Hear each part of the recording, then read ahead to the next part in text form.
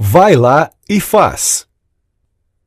Neste microbook, Thiago Matos, um dos maiores futuristas brasileiros, demonstra como é possível criar uma empresa de sucesso a partir do nada, se tiver o mindset certo e estar atento às mudanças pelas quais o mundo está passando.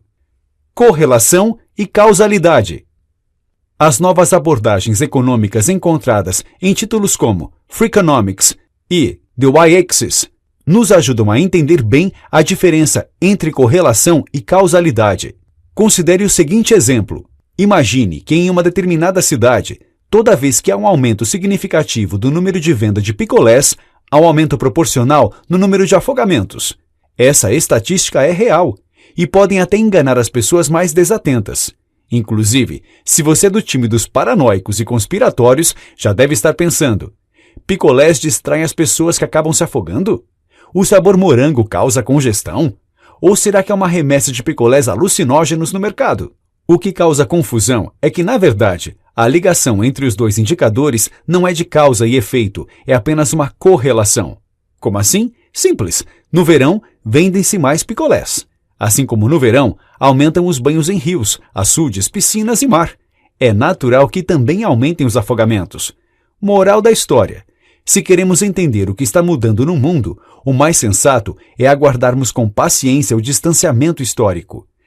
Só assim vai emergir uma análise criteriosa, em que esses dois vetores, correlação e causalidade, não se confundam.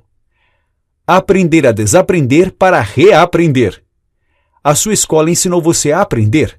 Ensinou você a desaprender? Ensinou você a reaprender? Pois então, temos um desafio. Porque durante 13 anos fomos treinados para pensar de um jeito industrial. Por mais conectado que você se considere, por mais nativo digital que você seja, é muito possível que existam resquícios dessa forma industrial de pensar. Alvin Toffler disse: os analfabetos do século XXI não serão aqueles que não souberem ler e escrever, mas todos que não souberem aprender e desaprender para então reaprender. Em suma, se você quer a mudança, você também tem que estar preparado para mudar. Fazer é empreender. A atual onda de empreendedorismo não explodiu por acaso. Reflita. A revolução digital aumentou a reconexão. A aproximação permitiu que reconhecêssemos uns nos outros interesses comuns. Juntos, por interesses comuns, complementamos uns aos outros para que as ideias saiam do papel. Unidos por um propósito sinérgico e com habilidades complementares e interdependentes, nós fazemos. Se não temos dinheiro, buscamos pelo Kickstarter. Se nos falta um especialista, procuramos no LinkedIn. Se nos falta uma agência de propaganda, divulgamos através do Vimeo. Os amadores viraram profissionais e assim cresce o movimento empreendedor. Assim cresce o movimento fazedor. Há uma indiscutível sabedoria nos grandes teóricos e pensadores, sejam os clássicos ou contemporâneos. Entretanto, a verdadeira admiração de nosso autor está nos fazedores. São os fazedores que mudam o mundo. São os fazedores que viram história. Como Felipe Anguinoni disse muito bem, se os grandes pensadores não tivessem se preocupado em deixar suas obras registradas, se não tivessem sido em algum nível fazedores, nós nunca conheceríamos suas ideias. Elas teriam se esvaído com o tempo. Essa perpetuação das boas obras foi amplamente facilitada. Nunca foi tão fácil fazer um livro, uma música, um filme, uma reunião dos colegas do ensino médio, uma passeata contra o presidente, um desfile com modelagens próprias, um partido político, uma casa, um carro, uma operação de câmbio, uma declaração de amor, uma viagem ao redor do mundo. Nunca foi tão fácil fazer uma empresa, se perceber empoderado, conquistar a própria autonomia. De fato, nunca foi tão fácil entender uma lição, que ninguém fará por você o mundo que você quer, só você. Por isso, nunca foi tão fácil ser empreendedor. Empreendedor é o indivíduo que tem consciência do seu empoderamento e por isso assume com autonomia o rumo da sua vida e constrói iniciativas que mudem a realidade para melhor. Um dos jeitos mais fáceis de encontrar o seu propósito é empreendendo. Todas as pessoas que já abriram um negócio sabem que empreender é uma jornada de autoconhecimento. Você se coloca em situações novas o tempo inteiro. O aprendizado é constante. E como no início você não tem muito a quem pedir socorro, a não ser seus sócios, muita bronca cai no seu colo. Por simples questão de sobrevivência, você começa a entender melhor quem você é. No que é bom, no que é ruim, quando rende mais, quando rende menos. Além disso, quem está na linha de frente de um negócio está sujeito às infinitas oportunidades que surgem. É natural que você desperte novos interesses, diferentes dos originais. Empreender é tipo uma terapia, mas sem aquela parte boa de ficar deitadinho no divã. O que é propósito? É a mesma coisa que legado? Legado é o que você quer deixar para o mundo. Propósito é por que você quer atingir esse legado. Hoje em dia, muita gente fala de propósito e pouca gente fala de legado. Inclusive, muita gente usa essas duas palavras como sinônimos. Não são. Propósito é a sua missão como ser humano, é o seu norte. Legado é o que fica dessa história. O propósito está mais associado ao mundo interior, é uma conversa com você mesmo. Já o legado está mais conectado com o mundo exterior e as heranças, não necessariamente financeiras, que você deixa para quem fica. É possível ter um belo propósito e não deixar nenhum legado. É possível deixar um belo legado sem ter um propósito totalmente claro. O propósito é o sentido por trás do plano. O legado é o resultado desse plano. O empreendedorismo é a energia motriz para botar o plano em prática. Por isso que os três precisam estar muito bem alinhados. Como descubro o meu propósito? Há uma boa e uma má notícia para você. A primeira, encontrar seu propósito não é fácil. E essa, por incrível que pareça, é a boa notícia.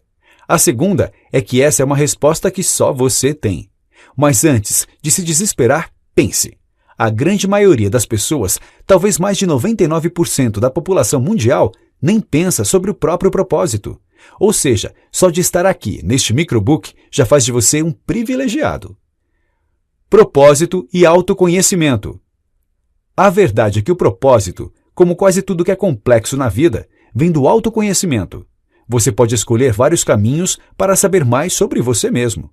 Cursos, palestras, terapia, imersões, retiros de autodescoberta, mentoria com pessoas mais experientes, autoanálise, leituras, meditação, sessões de feedback, recursos psicanalíticos, histórias inspiradoras e por aí vai.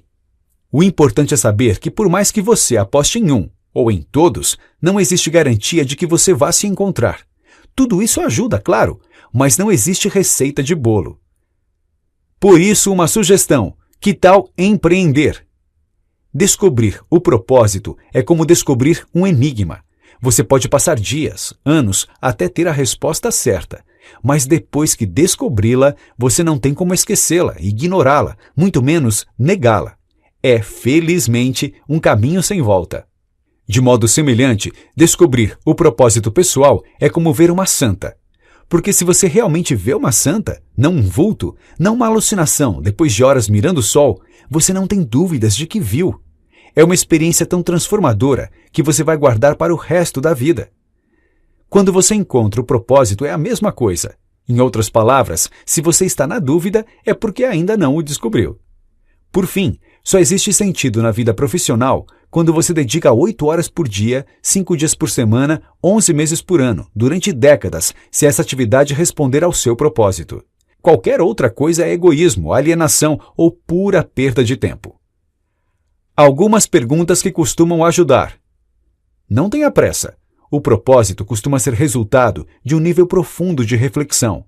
Aqui vão algumas perguntas que podem ajudar você a encontrar o seu propósito. Quando você morrer, o que você quer que esteja escrito na sua lápide? Qual é a contribuição que você quer dar para o planeta? Qual é a briga que você quer comprar ao longo da sua vida? Um bom propósito deve ser quase utópico. Muita gente acha que o propósito deve ser como uma meta, possível de se medir e de se metrificar, mas não é bem assim. Afinal, se você consegue medir, você não tem um propósito, tem um desejo. Imagine, depois de alcançá-lo, sua vida fica sem sentido? Isso é que não faz nenhum sentido. Por isso é que o seu propósito deve ser uma estrada sem fim. Nós não estamos preocupados com o destino, estamos focados na jornada. Morar na Espanha não é um propósito. Ficar rico não é um propósito. Ajudar a erradicar a fome no Brasil é. Sempre que puder, deixe de lado as limitações do seu propósito. Tente desenhá-lo o mais amplo possível. Em vez de dar aos seus filhos uma infância melhor que a sua, experimente dar à sua família a melhor vida que você puder oferecer. Assim, quando eles crescerem, você continuará tendo a quem acolher. As 8 grandes armadilhas na hora de se ter ideias empreendedoras. Há 8 comportamentos bem comuns em jovens empreendedores, que são as maiores armadilhas para pessoas que querem tirar ideias do papel. Primeira armadilha: o vale das ideias. Quando temos uma boa ideia, ficamos embriagados, muito menos pelos elogios, sorrisos e expressões de admiração dos outros, e muito mais pela nossa satisfação pessoal. Você pode até fingir humildade da boca para fora, mas lá no fundo você está pensando secretamente: eu sou incrível. Esse sentimento é uma droga, rápido e intenso e extremamente prazeroso. Não por acaso, vemos empreendedores apaixonados pelas próprias ideias. Falam alto, sorriem, arregalam os olhos, gesticulam com energia. Eles estão no barato. Mas como toda droga, há a abstinência. Depois daquele período em que nos sentimos geniais, chega a hora da execução. E aí, os problemas aparecem. Qualquer ideia se demonstra muito mais difícil na prática do que lá, no mundo da imaginação. Não demora muito para que ela comece a receber críticas, suas e dos outros. Aos poucos, você sai daquele estado borbulhante e começa a voltar para a realidade nua e crua. Quando você se dá conta do trabalho que terá para colocá-la em prática, a euforia dá lugar à frustração. Mas existe um jeito de você voltar ao êxtase. Basta tomar mais uma dose da droga. Ou, em outras palavras, ter uma nova ideia. A sensação de onipotência toma novamente conta de você. E quando o efeito passar, basta ter uma nova ideia, e mais uma, e mais uma. Segunda armadilha: a teoria da toalha molhada. Pegue uma toalha molhada, torça com vigor, e a água escorrerá. Mas se você torcer mais um pouco, vai ver que ainda tem água para escorrer. E se torcer mais um pouquinho, mais água aparecerá. Não importa quantas vezes e quanta força você usar em cada uma das vezes, sempre terá uma gotinha a mais para sair da toalha. Essa é a segunda armadilha, a teoria da toalha molhada. Em outras palavras, a teoria da pessoa que sempre acha que pode evoluir um pouquinho mais e, por isso, não sai da ideação nunca. Em atividades intelectuais criativas, como o processo de ideação de um empreendimento, você sempre pode torcer a toalha um pouquinho mais. Sempre pode sofisticar um pouquinho mais. Sempre pode caprichar um pouquinho mais. Essa é uma tentação. Quanto mais você mexe numa ideia, melhor ela parecerá evoluir e mais perfeccionista você se sente. Perceba, assim como no Vale das Ideias, há uma recompensa emocional aqui, que alimenta o seu ego e só tende a aumentar a procrastinação. Concentre-se. Há um ponto em que você tem que parar de focar nos detalhes e fechar de vez a etapa de ideação. Dizendo de outra forma, você nunca vai terminar uma ideia. Você sempre deve parir uma ideia. Se não interromper o processo meio abruptamente, sempre haverá espaço para novas iterações. Não deixe que o ótimo vire inimigo do que já está bom. Pensamento de cofre.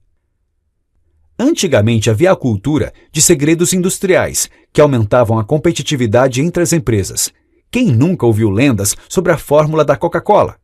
Pois hoje, mais do que nunca, com a competitividade dando lugar à colaboratividade, com iniciativas de inovação aberta, com as comunidades sendo co-construtoras de produtos e serviços, com a filosofia open source invadindo indústrias tradicionais, pensar assim é estar na contramão.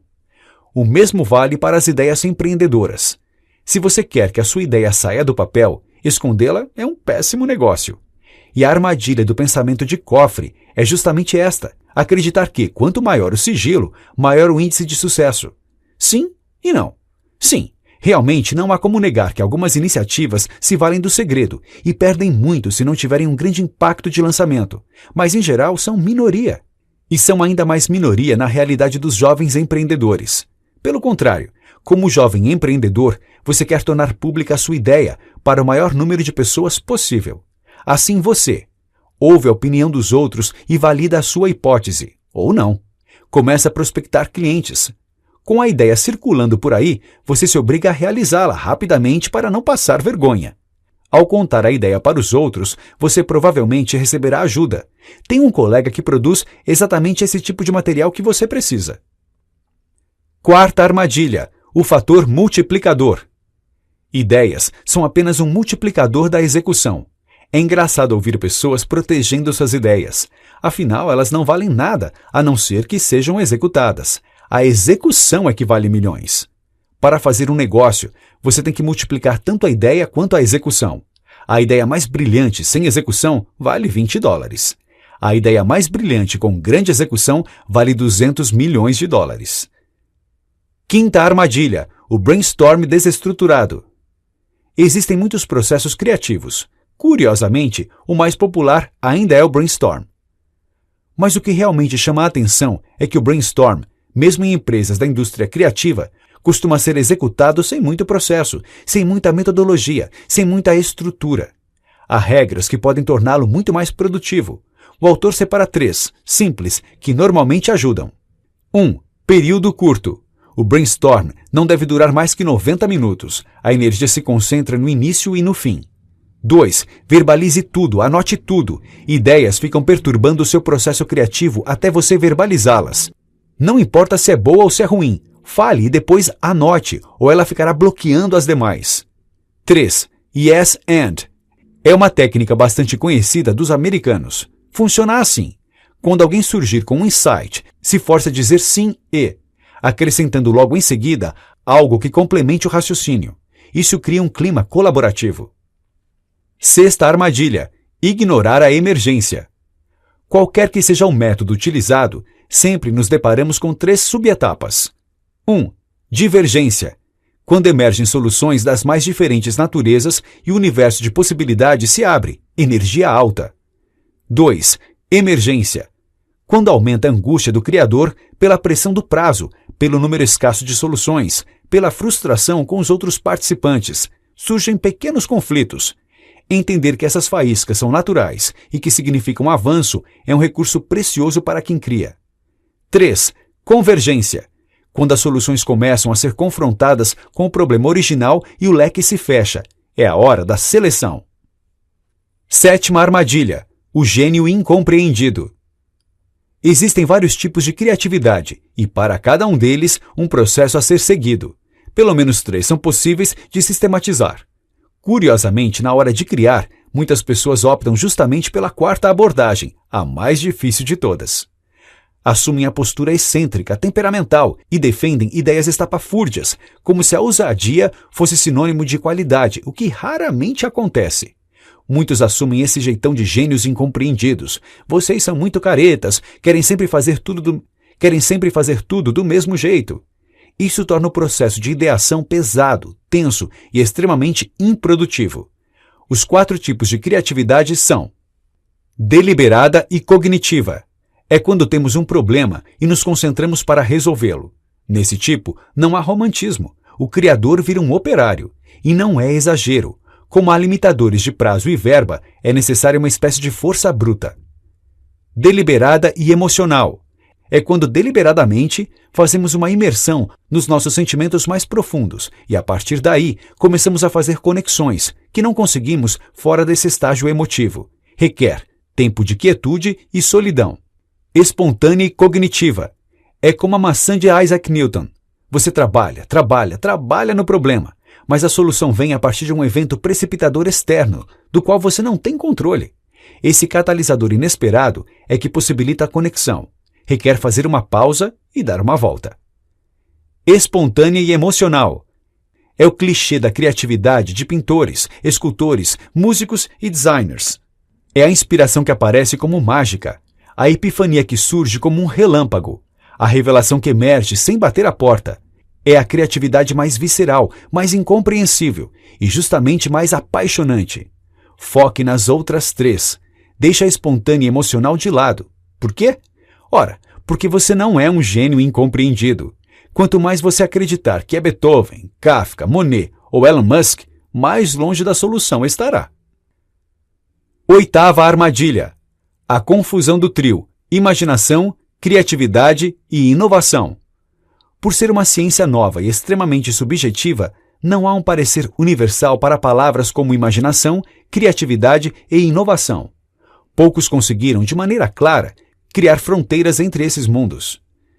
A grande armadilha é confundir essas 3 esferas, porque você pode achar que está resolvendo uma coisa, quando, na verdade, está solucionando outra. A confusão do trio diminui radicalmente a chance das suas ideias saírem do plano abstrato e se transformarem em algo concreto. Imaginação é a capacidade de criar na mente algo que não foi captado pelos sentidos. Ela não tem, necessariamente, utilidade. Por exemplo, se você imagina um cavalo cor-de-rosa, mas ele não tem nenhuma função e não resolve nenhum problema, você está tendo um momento de imaginação, não de criatividade. A imaginação é ótima porque ela é a base para os criativos. Mas imaginação e criatividade são coisas diferentes. A imaginação por si só é fugaz. Cuidado! Se você tem muitas ideias, mas essas ideias não estão a serviço de nada, você é uma pessoa imaginativa, não uma pessoa criativa. Criatividade é, portanto, usar a imaginação para resolver um problema de forma viável, tentando a solução mais original possível. Quando você tem ideias e essas ideias resolvem um problema, ou seja, possuem uma finalidade, aí você começa a ser criativo. Quanto mais inusitada a solução, mais criativa a ideia. Sem nunca esquecer de outro ponto fundamental. A ideia precisa ser viável. Ideia que não pode ser colocada em prática é apenas imaginação. Por sua vez, inovação é aplicar a criatividade. Basicamente é colocar a solução em ação. É resolver o problema de fato. É trazer valor ao que até então era exclusivamente um exercício abstrato. É botar a engrenagem para girar e fazer acontecer. Sendo assim, cuidado para não se auto-enganar. A imaginação é fundamental para a criatividade, assim como a criatividade é fundamental para a inovação. Porém, não são os criativos que mudam o mundo, são os inovadores. Impacto positivo. O termo impacto positivo é como se fosse um selo. Há requisitos que, se preenchidos, podem premiar uma empresa a ostentar esse título. O requisito mínimo é que a empresa precisa solucionar um desafio global no seu core business. Veja bem, no core business, não numa iniciativa paralela. Não num departamento de responsabilidade socioambiental. Não no patrocínio de ações que resolvam os desafios globais. Não. Se isso não estiver na atividade mãe da empresa, ela já não poderá se enquadrar nos parâmetros mínimos. Desse modo, uma atividade de impacto positivo deve ter 3 cuidados. 1. Trabalhar no core business em prol da solução de um desafio global. 2. Não gerar impacto negativo. Não adianta você trabalhar com comida, se no final das contas, a composição do seu produto cause diabetes nas pessoas. Dessa forma, você resolve um problema e gera outro. Você diminui a fome, mas provoca males à saúde. 3. Não trabalhar por um sistema linear de consumismo. Não adianta fazer tudo certo se lá no final a sua empresa for só mais uma engrenagem no nosso insustentável ciclo de extração, produção, consumo, obsolescência programada e poluição. Protótipo e MVP.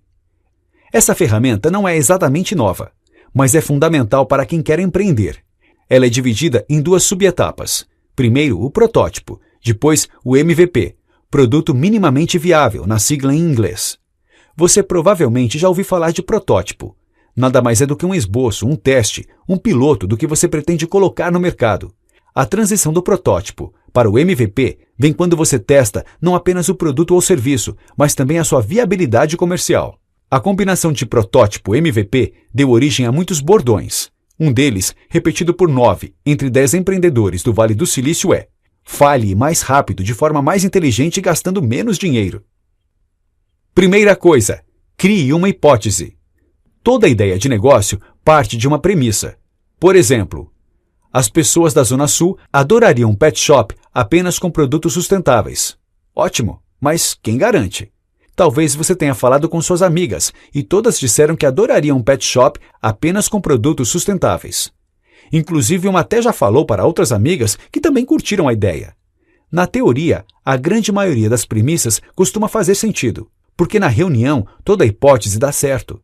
Mas, de novo, quem garante? Antes de investir todo o seu dinheiro, tempo e amor, não é melhor fazer um pequeno test drive? Antes de casar, não é melhor sair para jantar? Se todas as hipóteses fossem válidas, e se todas as conversas com amigos validassem as hipóteses, os empreendimentos não quebrariam. Como sabemos que a maioria dos negócios morre nos primeiros meses de vida, alguma parte dessa equação não está batendo. Sempre existe um ponto de interrogação entre a hipótese perfeita e a realidade do mercado. E a forma de diminuir essa incerteza é criar um microcosmo e ver como a sua hipótese reage lá.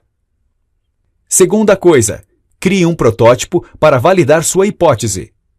Protótipo é uma versão simplificada do que você vai oferecer para o consumidor. A lógica de protótipo é sempre muito comum na indústria, quando se fazem vários produtos teste, até se chegar à versão final, que será produzida em larga escala. Seguindo a mesma lógica, você pode criar uma versão simplificada do seu produto ou serviço. Se você quer ter um restaurante japonês, pode começar oferecendo um jantar para os amigos na sua casa. A grande sabedoria é criar um protótipo que seja a menor representação do que você quer levar para o mercado, mas ao mesmo tempo ele não pode ser pequeno demais. Ou você corre o risco de colocar a teste algo muito diferente da sua verdadeira intenção. É o bom e velho cobertor curto. Se o protótipo for maior do que o necessário, você já está perdendo tempo. Inclusive, uma das frases mais repetidas no Vale do Silício é: se você não se envergonha do seu protótipo, você demorou demais. Agora, se o protótipo não expressar minimamente a natureza do seu negócio, as pessoas não vão entendê-lo e o seu teste não terá validade. Acerte a mão. Terceira coisa, teste seu protótipo no mercado. No momento em que você coloca seu protótipo a teste no mercado, ele vira um produto minimamente viável. Ele passa a ser um MVP. Essa diferença é muito importante. Todo MVP é necessariamente um protótipo, porque todo MVP é uma versão simplificada do negócio. Mas nem todo protótipo é um MVP. Ele só vira MVP quando o mercado dá algum feedback que tenha utilidade para validar sua hipótese. Em outras palavras, no protótipo você não está cobrando. No MVP, sim. Lembra dos exercícios de física em que tínhamos cenários artificiais nos enunciados? Coisas como condições normais de temperatura e pressão ou desconsidere a resistência do ar? Isso vale para o protótipo. Agora, no MVP, não. É o mundo real. Na sala de reuniões, no ar-condicionado, todo o plano é genial e funciona. Mas na rua, como ele se sai? Só existe feedback real quando você cobra. Se você mandar um e-mail para suas amigas dizendo que pretende abrir um pet shop apenas com produtos sustentáveis, pode apostar que elas vão adorar a ideia. Se você criar uma fanpage com as fotos dos primeiros produtos, certamente elas irão curtir, compartilhar e encher os comentários de coraçõezinhos. Agora, experimente vender. Você verá outra realidade. E a realidade é, as pessoas somem. Uma avisa, mês que vem tiro férias, preciso segurar a grana. Outra fala, minha mãe recém comprou um produto parecido. A terceira choraminga, estou atolada de trabalho e vou ver o seu e-mail assim que tiver um respiro. E uma quarta que nem é muito sua amiga, mas tinha dito que compraria, fala com veneno. Pois é, pensando bem, ele está meio caro, né? Seja bem-vindo ao mundo real. MVP, o remédio contra o sumiço. Esse sumiço repentino pode acontecer e nem é tão raro assim. Como você ficaria se investisse todas as suas fichas nesses potenciais clientes que na hora H desapareceram? Por isso que você tem que encontrar a melhor relação custo-benefício, e geralmente ela vem via MVP. Vamos imaginar 2 cenários.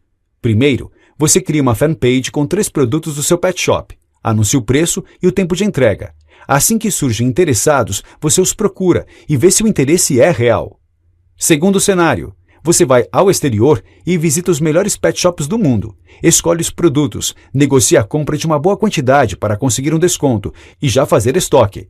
Volta ao Brasil e aluga uma lojinha, reforma, decora e deixa a sua cara. E só assim, com tudo perfeito, você abre as portas.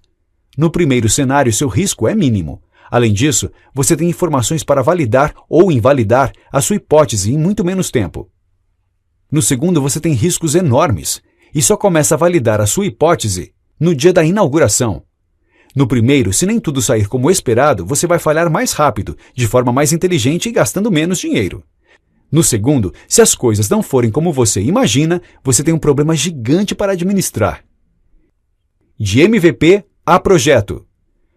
Para melhor elucidar como um MVP se torna projeto, vamos a um exemplo. Você é fã de sucos orgânicos.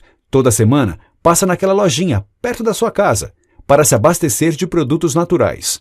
Sai com a sacola cheia de garrafinhas coloridas. Como um sommelier, em busca do vinho perfeito, você sempre experimenta as marcas que recém chegaram à loja. Essa atividade já passou da etapa da alimentação saudável, virou hobby. Quando chega em casa, antes mesmo de guardar as chaves, você coloca o seu novo lote para gelar.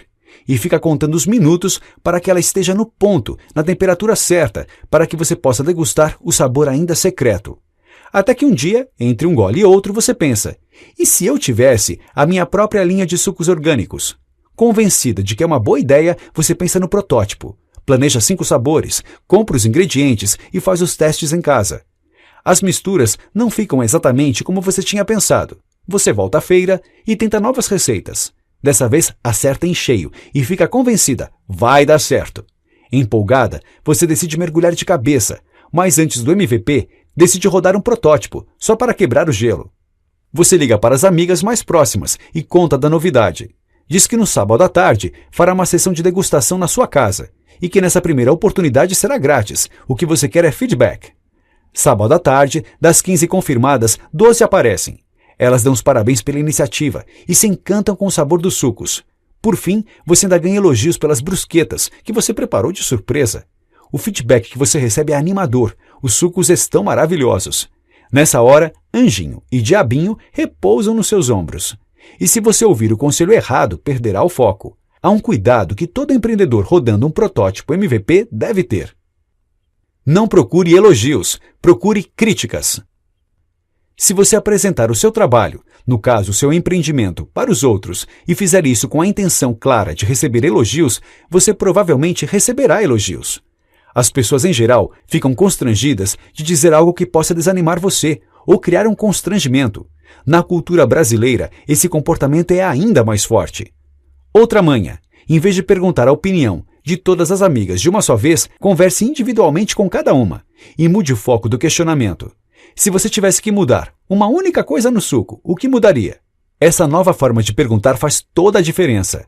A não ser que você seja uma pesquisadora experiente, feedback em grupo é muito complicado de administrar. Há sempre as figuras dominantes que influenciam as outras e fazem com que você perca insights valiosos das amigas mais quietinhas. Há também uma certa busca por diplomacia. Então não se surpreenda se as suas amigas tentarem entrar num consenso, o que é perigoso porque deixa as opiniões mais sinceras de fora. Agora, quando você faz conversas individuais, tudo isso muda. O constrangimento é muito menor. E se nessa conversa de só vocês duas, você ainda conseguir fazer a pergunta acima, em vez de um feedback aberto, será muito mais proveitoso. Porque quando você pede para que a pessoa mude apenas um ponto do seu produto, você cria um espaço confortável para a crítica construtiva. Ela não se sentirá mal, afinal de contas, é só uma. Está tudo maravilhoso, só achei estranho que tinha gengibre em todos os sabores. E sempre que disserem que não tem nada para mudar, insista. 1, 2, 3, 4, 5 vezes. Pode ser que ela até esteja dizendo a verdade, mas em geral, as pessoas sempre têm algo a contribuir. Do projeto ao negócio, em busca do lucro. Lucro não é e nunca será a coisa mais importante de um empreendimento, mas ainda assim é fundamental. Sem lucro não existe iniciativa, e sem iniciativa, o propósito por trás da iniciativa se esvai. O lucro nunca pode ser o norte, mas sempre deve ser um pilar importante. Por isso que uma etapa crucial é a transformação do projeto em negócio. O que diferencia um e outro? A sustentabilidade financeira. Em outras palavras, o lucro. Há muitas iniciativas louváveis no mundo, mas que não suportam a pressão do fluxo de caixa. Fazem um trabalho maravilhoso, mas sucumbem pela falta de lucro. O negócio. Negócio é a ação empreendedora que dá lucro. Então é muito fácil saber se você tem um projeto ou um negócio.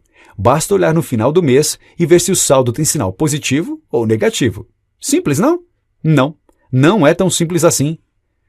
Você realmente tem um negócio? Abaixo, 4 formas diferentes de ver o mesmo cenário. 1. Você vende camisetas. Seu fornecedor já entrega o produto final, com estampa e tudo. Você só precisa enviar a imagem por e-mail. Compra as camisetas por R$ 25,00 e vende por R$ 50,00. Todo mês, você vende 20 camisetas e tira um lucro de R$ 500,00. 2. Você vende camisetas, mesmo cenário, mas sua conta de celular dobrou por causa do contato com os clientes, além do tanque de gasolina extra que você gasta por causa das entregas. Todo mês, você vende 20 camisetas e não tira lucro nenhum. 3. Você vende camisetas. É o cenário anterior com a adição de que você teve que comprar um computador novo para manipular digitalmente as imagens em alta resolução. Diluindo o custo do computador por 12 meses, você tem prejuízo. 4. Você vende camisetas, cenário anterior, mas você trabalha totalmente na informalidade. Não recolhe nenhum tipo de imposto, muito menos sonha em pagar copyright pelas imagens que baixa da internet para fazer suas estampas. Montar um negócio na informalidade é muito diferente de montar um negócio nos pormenores da lei. Então a pergunta é: quando você realmente tem um negócio? Assim que uma iniciativa empreendedora começar a dar lucro, ela já pode se autodenominar negócio. Sim, um negócio, ainda nos primeiros estágios de vida, com desafios importantes para enfrentar, com passivos para serem abatidos, mas um negócio. Ora, um bebê, por mais frágil e dependente da mãe que seja, não é um ser humano?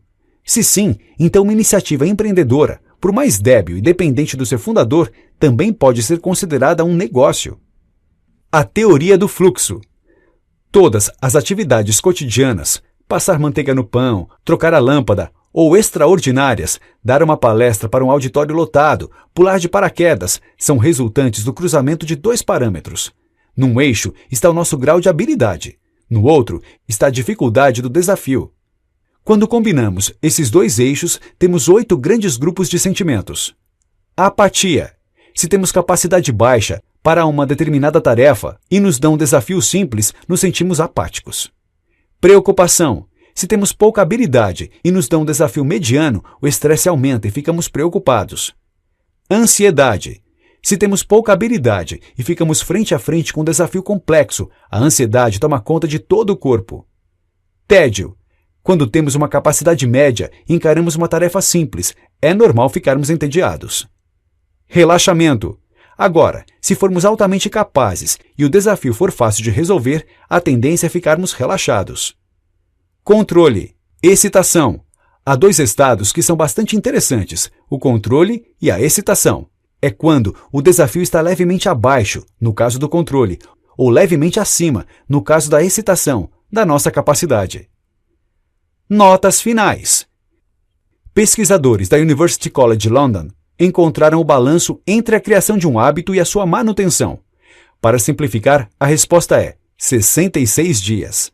Apesar de o estudo indicar uma grande variação de pessoa para pessoa, 66 dias foi identificado como ponto de desequilíbrio.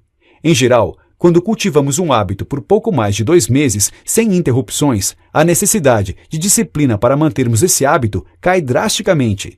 Pessoas produtivas não nascem produtivas. Elas levam o cérebro para a academia diariamente. Então fica a pergunta: a sua massa cinzenta tem barriga de tanquinho? Ou anda fora de forma? Lembre-se, as pessoas não decidem os seus futuros, elas decidem os seus hábitos. E os seus hábitos decidem os seus futuros.